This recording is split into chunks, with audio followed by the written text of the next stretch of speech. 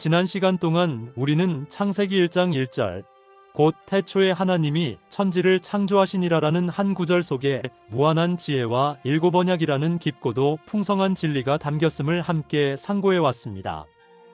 이 한 문장은 하아레츠의 혼돈에서 베레슈트의 완성에 이르기까지 방대한 구원의 여정을 간결하게 품고 있다는 사실도 알게 되었습니다. 하지만 단지 1장 1절만으로는 땅의 과정에서 무슨 일이 일어나는지, 우리가 어떻게 그 땅적 존재에서 벗어나게 되는지, 그리고 하늘의 단계에서는 어떤 요소들이 서로 작용하며 결국 엘로힘의 단계에서는 어떤 결론에 이르게 되는지에 대한 구체적인 실체를 모두 파악하긴 어려웠습니다. 이런 궁금증에 대한 대답이 바로 창세기 1장 2절부터 2장 3절까지입니다.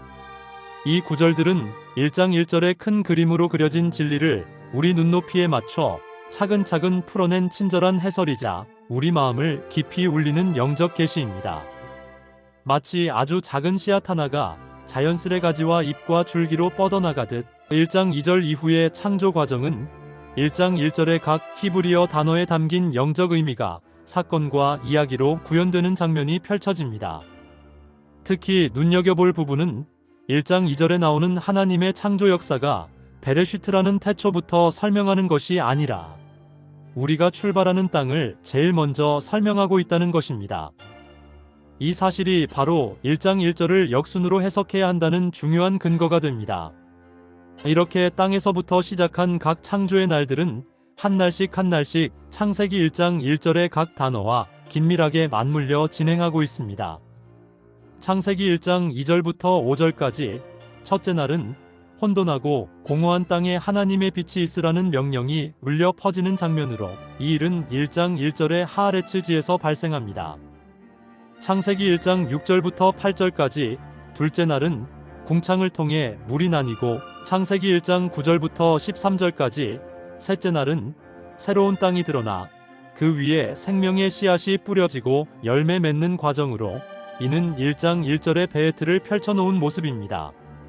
창세기 1장 14절부터 19절까지 넷째 날은 하샤마임, 즉 하늘의 질서 속에서 해와 달, 별들이 등장해 땅을 비추고 이 과정에서 영적 분별과 이정표가 마련됩니다.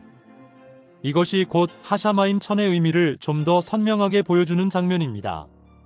창세기 1장 20절부터 23절까지 다섯째 날은 불세례를 통해 피상적인 생명이 걸러지고 진짜 영적 생명이 선별됩니다. 이는 1장 1절의 에트가 가진 심판과 구별의 의미를 자세히 풀어주는 말씀입니다. 창세기 1장 24절부터 31절까지 여섯째 날은 엘로힘, 즉 하나님의 형상이 반영된 하아담이 창조되고 그에게 온 땅을 다스릴 사명과 양식이 주어지는 날로 이는 1장 1절에서 하나님이라는 주체의 사역의 절정을 보여줍니다. 그리고 창세기 2장 1절부터 3절까지 일곱째 날은 모든 창조가 완성되고 하나님이 안식에 들어가심으로써 1장 1절의 베레슈트에 담긴 영원한 계획의 시작과 완성이 온전히 이뤄진 안식의 의미가 드러납니다. 이렇게 창세기 1장 2절부터 2장 3절까지 이어지는 7날의 흐름은 사건 나열이나 독립적인 이야기가 아닙니다. 각 날의 영적 여정은 창세기 1장 1절에 담긴 단어들과 그 깊은 의미에 완벽하게 부합하며 마치 씨앗에서 싹이 터오르듯 하아레츠, 베헤트, 하샤마임, 에트, 엘로힘, 그리고 베레슈트의 큰 흐름 속에서 구원의 이야기가 구체적이고 생생하게 펼쳐집니다.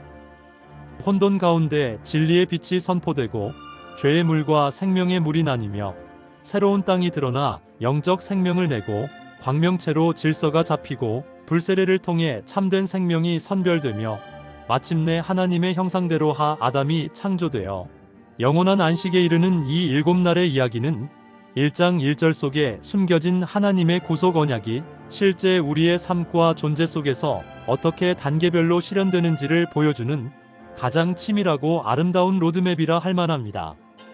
이를 통해 우리는 하나님의 구속 계획이 얼마나 정교하게 구성되었는지, 또 땅의 상태에서 시작해 하나님과의 온전한 연합에 이르기까지 신비로운 성장의 과정이 조금의 어긋남도 없이 오롯이 하나님의 은혜와 섭리 안에 있음을 새삼 느끼게 됩니다.